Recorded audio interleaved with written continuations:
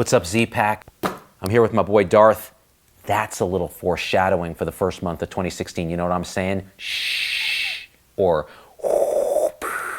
I wanted to round out 2015 with a bang and do something I haven't done before. I'm doing a video, Ask Z Anything. And y'all did. On Facebook, I put the call out this morning. Bam! You guys had some great questions. Let's get to answering, shall we? I try to feed, but 5 and it chokes.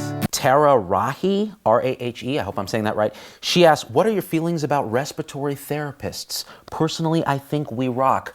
Personally, I think you rock as well. You guys are like mucus mist for the soul, you know what I'm saying? Loosen that shit up. Obviously, I love RT as a hospitalist. You guys are saving my butt all the time. You guys are there on the front lines. I'm asking your opinion as to what we should do with a particular patient. Ambulate at 9 and she stumbles. Lee Phipps asks, why don't more docs have a sense of humor?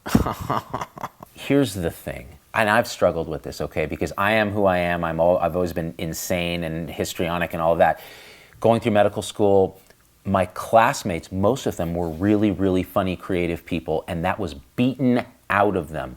Not only are there societal expectations, we worry that our patients think we're being unprofessional.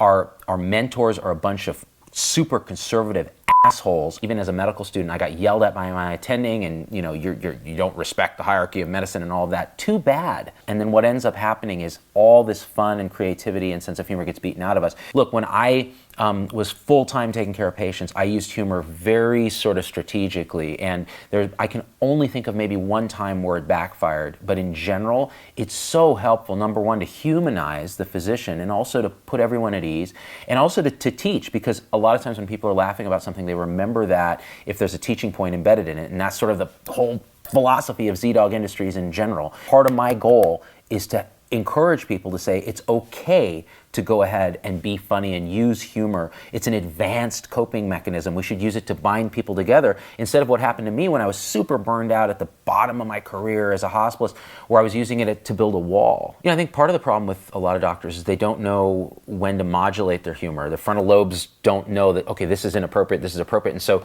you end up crossing a lot of lines and getting burned and then realizing, oh, I'm not gonna use humor anymore. Well, the truth is you have to develop that. For me, like, I would never publicly tell the story of Stroke Man, which was a superhero that my colleague and I invented. And you know, there was a whole backstory and everything. Bitten by a radioactive stroke patient, Michael Jones is a man possessed. Anytime he gets angry, he becomes ischemic, but only on one hemisphere. So he gets contractures and weakness on one side, and then on the other side, superpowers. Don't make me ischemic. You wouldn't like me when I'm ischemic. You know, he fights crime, but he has a hemiagnosia. So all the bad guys end up learning that they should just get into his field of neglect. And of course, his superhero cape has a clock with all the numbers drawn on one side. His catchphrase, whenever he's activated, I just have one question for you. Whose arm is this? Now see, I know that's totally inappropriate, so I would never publicly tell that story. I know when to stop, people. 30 call lights and I smell feces. I try to feed bed. Rhonda Rogan writes, what attribute or attributes do you value most highly in a nurse? Oh my gosh. First of all, nurses. Respect. Curiosity, wanting to learn, proactivity, just really caring about patients. I mean, the Latin root for nurse means to nurture. And the best nurses are nurturers like that. My ward crumbles without the nurse here. Amber Nelson asks, who do you think would win a battle between pirates and ninjas? Come on, why do I have to decide? Mix the two together. Pirate ninjas. Arr! Actually, they'd be like, because they'd be silent. They'd sneak up on you and then be like, say you got no respect. Those are all the questions I have time to do today.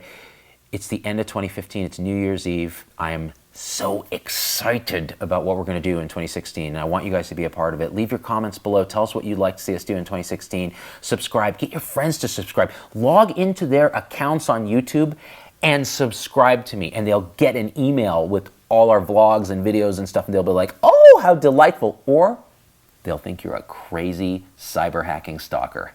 Happy New Year, you guys. Z-Dog out. I hit the break room for potluck and then 30 call lights and I smell feces. I try to feed the 5 and it chokes.